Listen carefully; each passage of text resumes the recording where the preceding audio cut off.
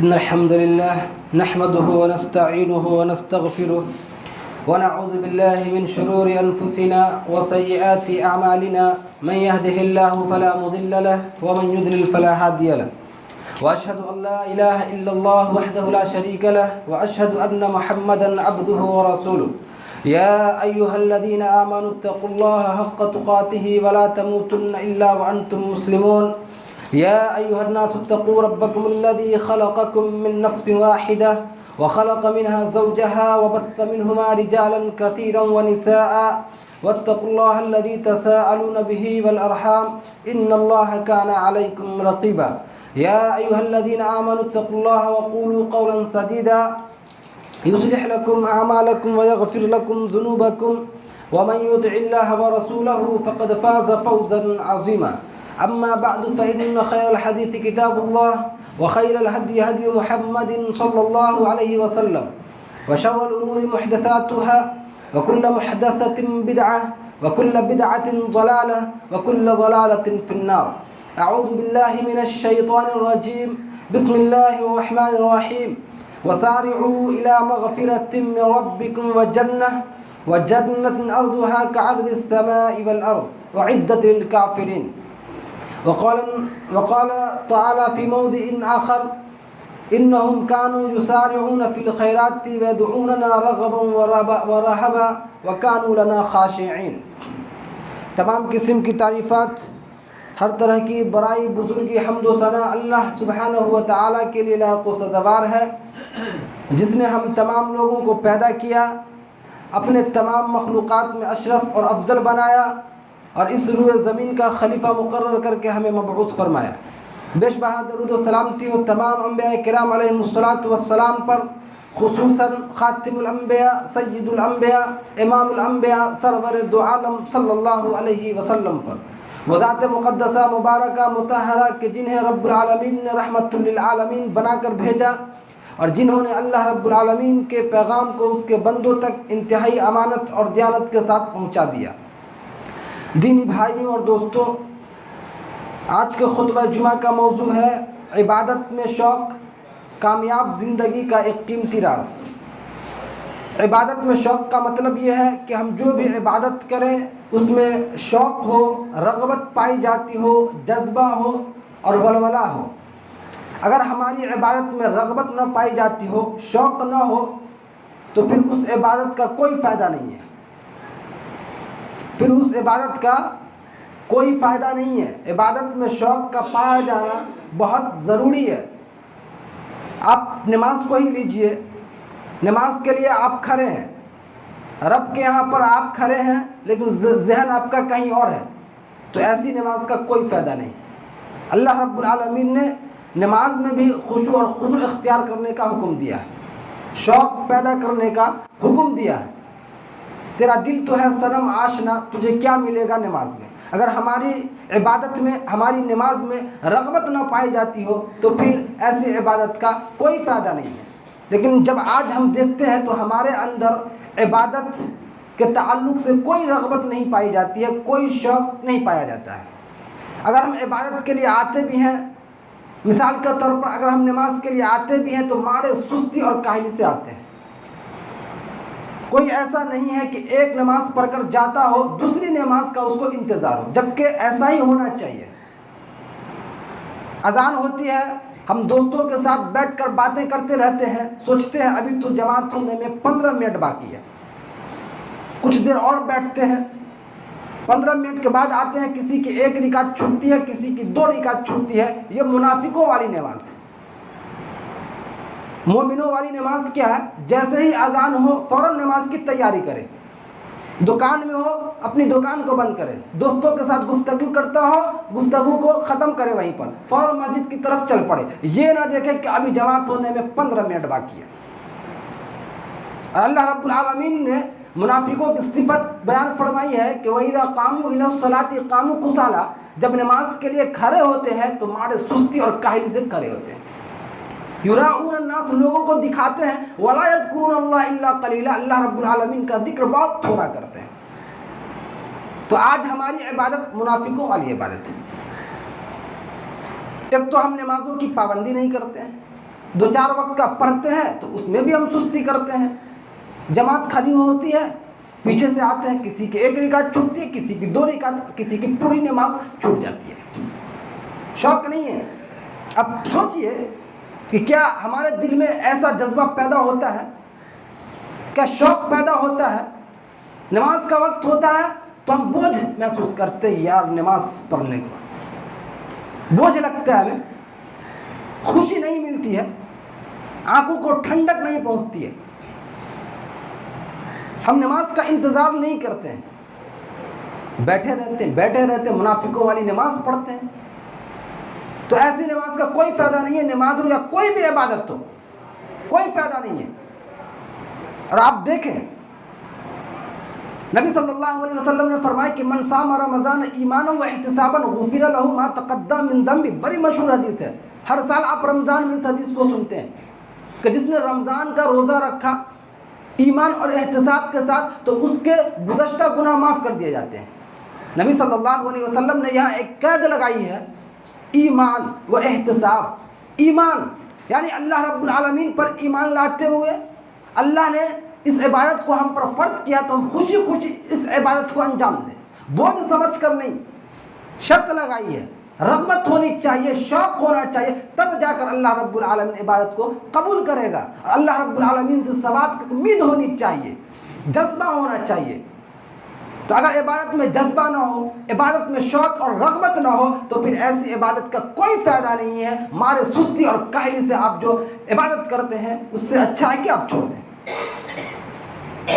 अगर इबादत करनी है तो शौक़ और रग़बत दिखाइए, जज्बा पैदा कीजिए अपने अंदर। अगर आपके अंदर जज्बा पैदा हो गया इबादत का, शौक़ पैदा हो गया इबादत का, तो आप यूँ समझिए कि आपको सारी दुनिया की खैर और भलाई मिल गई।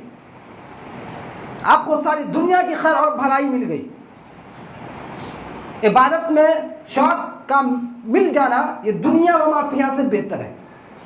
दुनिया की जितनी दौलत है, तमाम दौलतों से बढ़कर इबादत में शौक़ का मिल जाना है, इबादत में जज्बे का और रग़बत का मिल जाना, ये एक ऐसा नूर है कि अल्लाह रब्बुल आलमीन इससे ज़िंदगी की तमाम तारीकियों को ख़त्म कर देता है, बड़ी बड़ी परेशानियों को अल्लाह रब्बुल आलमीन इससे ख़त्म कर देता है।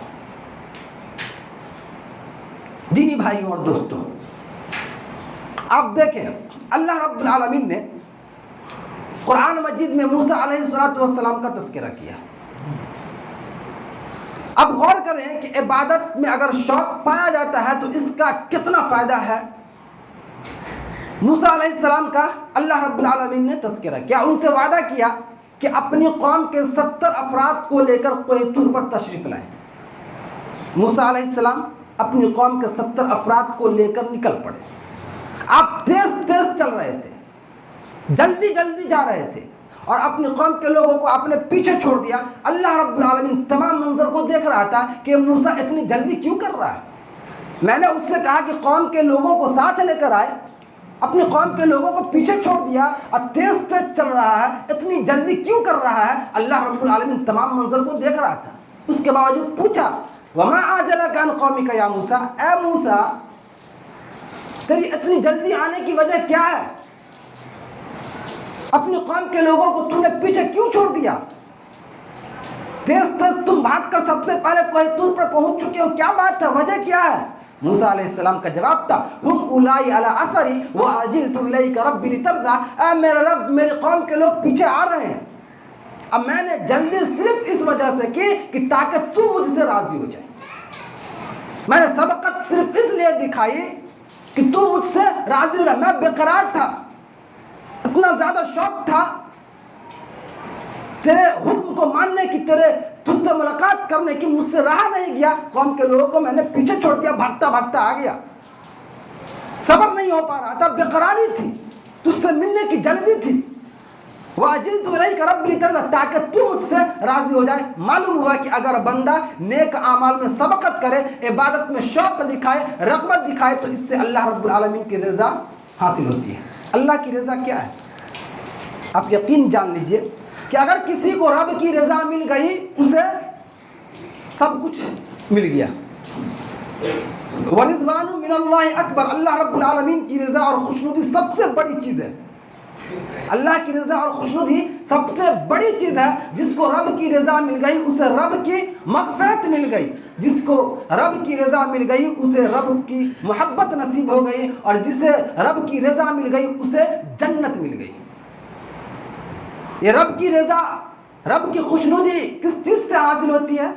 इबादत में शौक़ दिखाने से, जो आज हमारे अंदर मौजूद है ही नहीं, जो आज हमारे अंदर मौजूद नहीं है।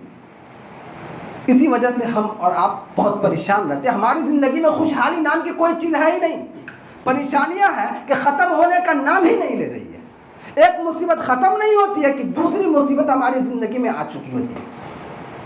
खुशहाली नाम की कोई चीज़ नहीं है। रब की रज़ा नहीं मिल रही है, और जिस चीज़ से रब की रज़ा मिलती है वो चीज़ हमारे अंदर नहीं पाई जाती। इबादत में शौक़ और रग़बत अगर पाया जाता है तो रब की रज़ा मिलती है। उसी तरीके से दीनी भाइयों और दोस्तों, इबादत के शौक़ से हर चीज़ हासिल हो जाती है, हर चीज़ हासिल हो जाती है। यहाँ तक कि नामुमकिन चीज़ को भी अल्लाह रब्बुल आलमीन मुमकिन बना देता है अगर हमारी इबादत में रग़बत हो, अगर हमारी इबादत में शौक़ हो। तो जो चीज़ नहीं होने को है, हम तसव्वुर भी नहीं कर सकते कि ये चीज़ वाकई हो सकती है, अल्लाह रब्बुल आलमीन उस चीज़ को मुमकिन बना देगा। हम में से हर शख्स परेशान है, हर शख्स यही चाहता है कि हमारी परेशानी ख़त्म हो जाए। अल्लाह रब्बुल आलमीन मेरे तमाम मामलात को आसान फरमा दे। अब इंसान अपने मामलात की तकमील के लिए और नामुमकिन मामलात की तकमील के लिए तरह तरह के तरीके अपनाता है, शिरकिया, तावीज़ और गैर शरई उमूर का इर्तिकाब भी कर बैठता है। लेकिन आइए आज मैं आपको उजालों वाला रास्ता बताता हूँ। अगर आप इसको इख्तियार करेंगे, अगर आप इसको अपनी ज़िंदगी में शामिल कर लेंगे, तो यकीन मानिए कि अल्लाह रब्बुल आलमीन आपकी ज़िंदगी से तमाम तारीकियों को ख़त्म कर देगा, आपके तमाम मामलात को आसान कर देगा, और नामुमकिन चीज़ को भी अल्लाह रब्बुल आलमीन मुमकिन बना देगा। अल्लाह रब्बुल आलमीन ने कुरान मजीद में ज़करिया अलैहिस्सलाम का तज़किरा किया, ज़करिया अलैहिस्सलाम का तज़किरा किया। मुफस्सिरीन के अक़वाल के मुताबिक जब ज़करिया अलैहिस्सलाम ने अपने रब के सामने ये ख्वाहिश ज़ाहिर की, ये दुआ की, तो उस वक्त उनकी उम्र 90 साल थी। उनकी क्या दुआ थी? रब्बि इन्नी वहनल अज़्मु मिन्नी वश्तअलर रअसु शैबा वलम अकुन बिदुआइका रब्बि शकिया। ऐ मेरे रब, मेरी हड्डी कमज़ोर हो चुकी है, मेरे सर के बाल पक चुके हैं, सफ़ेद हो चुके हैं, मैं बूढ़ा हो चुका हूँ, मेरी बीवी बाज हो चुकी है, लेकिन मुझे औलाद चाहिए। अजीब फरमाइश है, ये तो नामुमकिन है। मेरे रब, मैं तो बूढ़ा हो चुका हूँ, तमाम डॉक्टरों ने कह दिया इस बूढ़े को औलाद नहीं हो सकती, तेरी बीवी बाज है, सर के बाल सफ़ेद हो चुके हैं, हड्डी कमज़ोर हो चुकी है, लेकिन अल्लाह मुझे औलाद चाहिए। नामुमकिन था। 90 साल की उम्र थी, बीवी बूढ़ी थी, बाज थी, नामुमकिन था, नामुमकिन था। लेकिन रब के सामने ख्वाहिश जाहिर की। या ज़करिया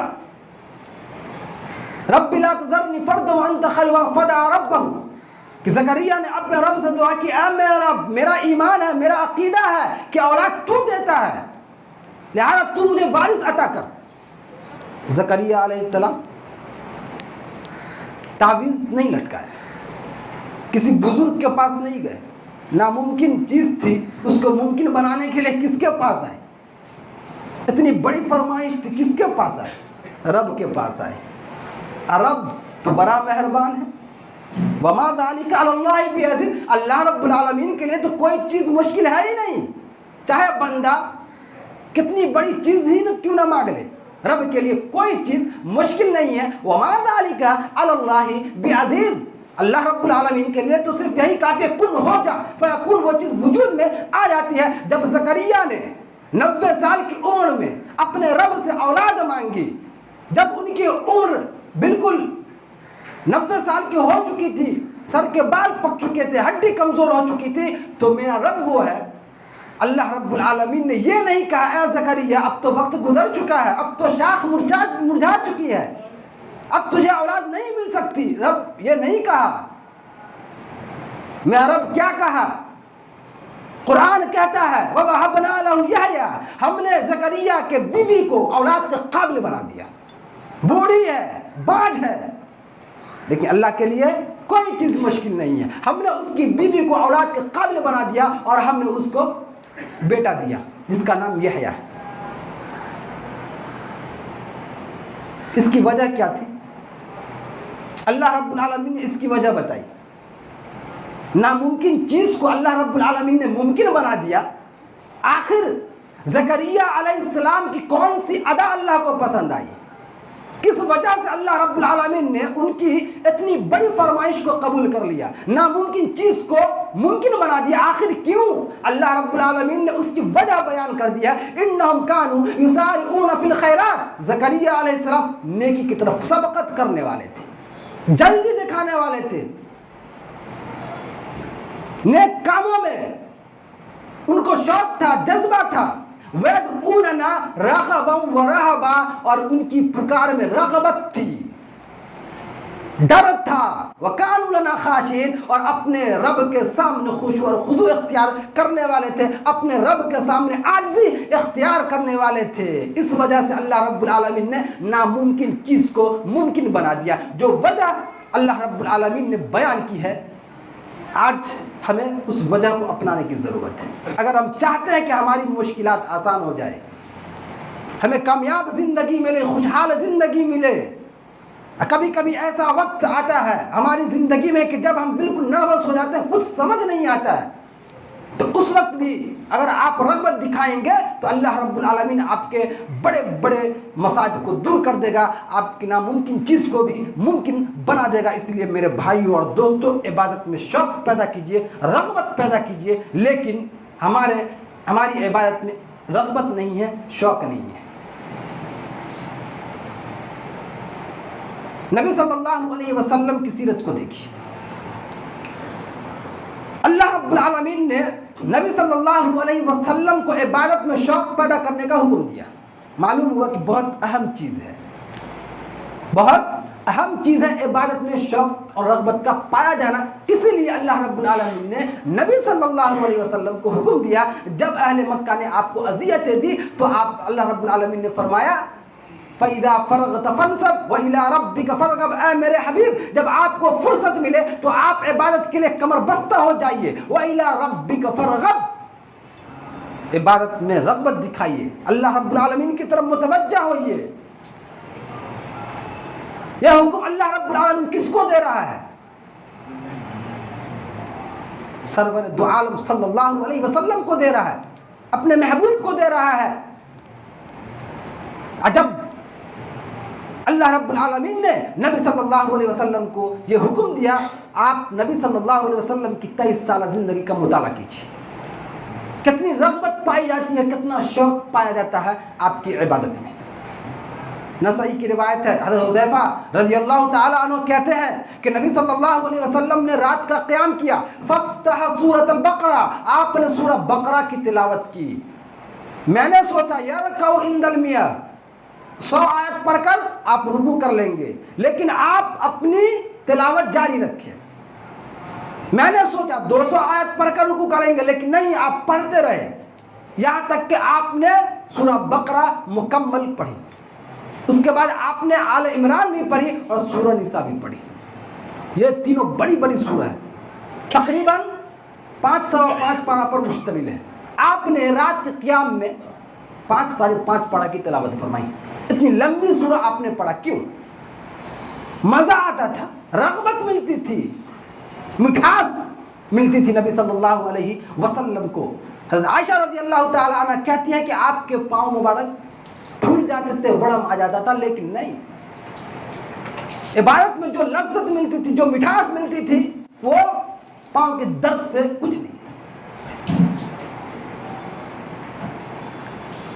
दीनी भाइयों और दोस्तों, आज हमारी इबादत में वैसी रग़बत नहीं है। नबी सल्लल्लाहु अलैहि वसल्लम की तिलावत का अंदाज़ क्या था? जब आप इज़ा मर्रा बिआयतिन रहमह, जब आप किसी रहमत वाली आयत से गुजरते तो वहाँ पर रहमत का सवाल करते, जब किसी अज़ाब वाली आयत से गुजरते उससे पनाह मांगते, अल्लाह की तस्बीह बयान करते और आप ठहर ठहर कर कुरान मजीद की तिलावत करते हैं। दीनी भाइयों और दोस्तों, इतना लंबा क़याम नबी सल्लल्लाहु अलैहि वसल्लम किया करते थे, जबकि आपको मालूम है लियग़फ़िर लकल्लाहु मा तक़द्दम मिन ज़ंबी, आपके अगले और पिछले सारे गुनाह माफ़। हमारे अगले पिछले गुनाह माफ़ नहीं है, लेकिन हम इबादत ही नहीं करते। जो फ़र्ज़ है उसमें हम सुस्ती करते हैं। ये तो नवाफिल है, ये तो क़याम लैल है जो नबी सल्लल्लाहु अलैहि वसल्लम किया करते थे, लेकिन जो फ़र्ज़ है वाजिब और ज़रूरी है हम तो उसमें सुस्ती करते हैं, उसमें हम रग़बत नहीं दिखा पाते हैं, तो नवाफिल का क्या हम एहतमाम करेंगे।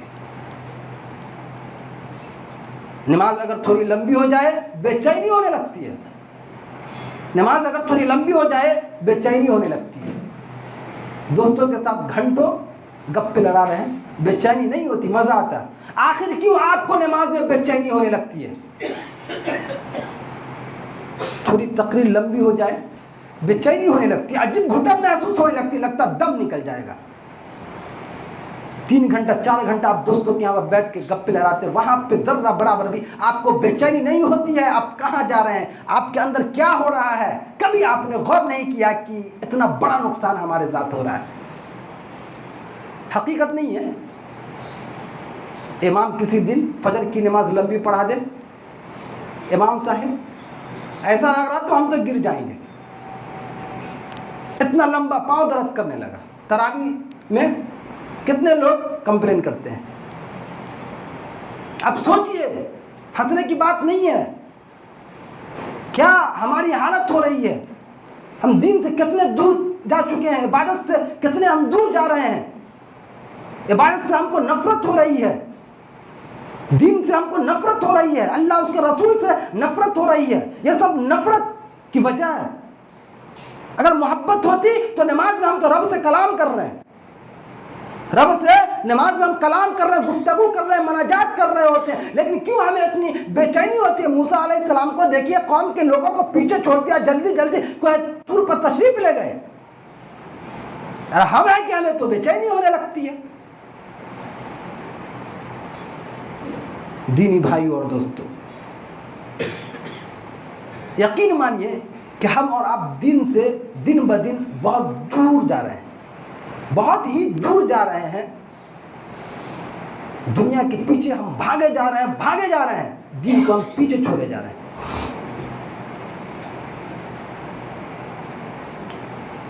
इबादत में अगर शौक पाया जाता है, रग़बत पाई जाती है, तो अल्लाह रब्बुल आलमीन ऐसा नूर अता करता है, ज़िंदगी में ऐसी मिठास अता करता है कि जिसको लफ्ज़ों में बयान करना नामुमकिन है। नबी सल्लल्लाहु अलैहि वसल्लम एक रात बहुत लंबा क़याम किया, नसई की रिवायत है। तो एक सहाबी ने सवाल किया कि अल्लाह के रसूल सल्लल्लाहु अलैहि वसल्लम, आपने रात का बेशतर हिस्सा क़याम में गुजार दिया, इसकी क्या वजह है? तो आपने फरमाया इन्नहा सलातुन रग़बा व रहबा, ये रग़बत की नमाज है, ये खौफ का नमाज है। इस नमाज से मुझे मिठास मिलती है, लज्जत मिलती है। नबी सल्लल्लाहु अलैहि वसल्लम का ये हाल था। आज हमें नमाज में घुटन होती है। और यही नहीं दीनी भाइयों और दोस्तों, नबी सल्लल्लाहु अलैहि वसल्लम का शौक़ इबादत बुढ़ापे में जवान था, बुढ़ापे में जवान था। सही बुखारी में है, अय्याम वफ़ात में नबी सल्लल्लाहु अलैहि वसल्लम पर गशी तारी हुआ। जब आपको थोड़ा इफाका होता तो आप पूछते असल्लन नास, क्या लोगों ने नमाज पढ़ ली है? इधर आप दुनिया को छोड़े जा रहे हैं, आप पर गशी तारी है, होश नहीं है, बेहोश हो जा रहे हैं। ऐसे वक्त में आप लोगों से पूछते असल्लन नास, क्या लोगों ने नमाज पढ़ लिया? जवाब मिलता वहम यंतज़िरुका या रसूल अल्लाह, अल्लाह के रसूल सल्लल्लाहु अलैहि वसल्लम, आपके सहाबा सफ़ों में खड़े आपका इंतज़ार कर रहे हैं। ये बात सुननी थी कि आप फिर बेहोश हो गए, फिर जब इफाका हुआ उठे, किसी के बारे में नहीं पूछा, हसन हुसैन के बारे में नहीं पूछा। मेरे भाइयों और दोस्तों, आपने फिर वही सवाल किया, असल्लन्नास, क्या लोगों ने नमाज पढ़ लिया? जवाब मिलता वहम यंतज़िरुका या रसूल अल्लाह, अल्लाह के रसूल सल्लल्लाहु अलैहि वसल्लम, आपके सहाबा सफ़ों में खड़े आपका इंतजार कर रहे हैं। ये बात सुनी, आप फिर बेहोश हो गए। तीसरी बार जब आपको इफाका हुआ, आपने फिर वही सवाल किया, कहा कि नहीं, वो लोग आपका इंतजार कर रहे हैं। जब आपको थोड़ा इफाका महसूस हुआ, आपने गुस्ल किया, अली और अब्बास रज़ी अल्लाह ताला अन्हुमा के कंधों के सहारे मस्जिद की तरफ ले गए। मेरे भाइयों, हदीस के अल्फाज है वरिजलाहु तखत्तानी अलल अर्द, आपके पांव जमीन में लकीरें बना रहे थे, आपको खड़े होने की सलाहियत नहीं थी, आपको जिस्म में ताकत नहीं मिल रही थी, आप खुद से खड़े भी नहीं हो पा रहे थे। दो सहाबी के कंधों पर आप जा रहे थे, आपके पांव जमीन को लकीरें बना रहे थे, घसीटे जा रहे थे। आप ऐसे वक्त में नमाज मस्जिद में गए नमाज के लिए। आज हमारे अंदर सब कुछ मौजूद है, हमारे हाथों में ताकत है, पांव में कुव्वत है, जिस्म में ताकत है, लेकिन जो नहीं है वो इबादत का शौक और रग़बत नहीं है।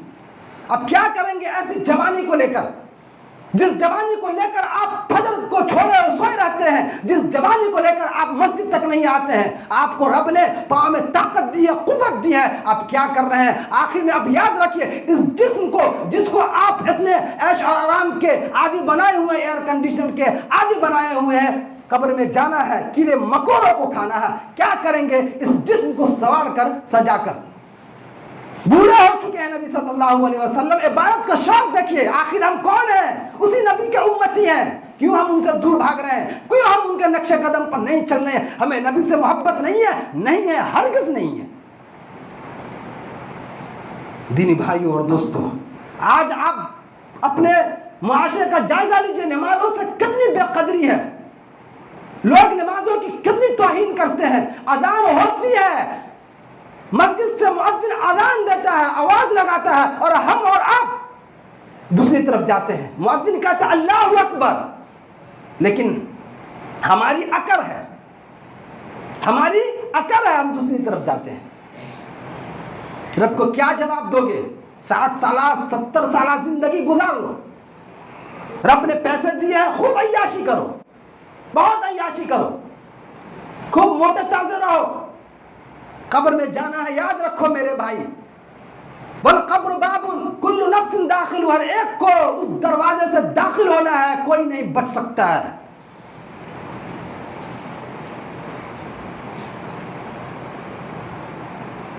कभी हम और आप सोचते भी नहीं है कि हमारी ज़िंदगी कैसे गुजर रही है, किस तरह गुजरनी चाहिए। सहाबा की ज़िंदगी कैसे गुजरती थी, नबी सल्लल्लाहु अलैहि वसल्लम की ज़िंदगी कैसे गुजरती थी। कभी तौफीक नहीं होती है कि हम आपकी सीरत का मुताला करें और उन जैसा बनने की कोशिश करें, उनके नक्शे कदम पर चले। नहीं, हम तो दुनिया के पीछे भाग रहे हैं।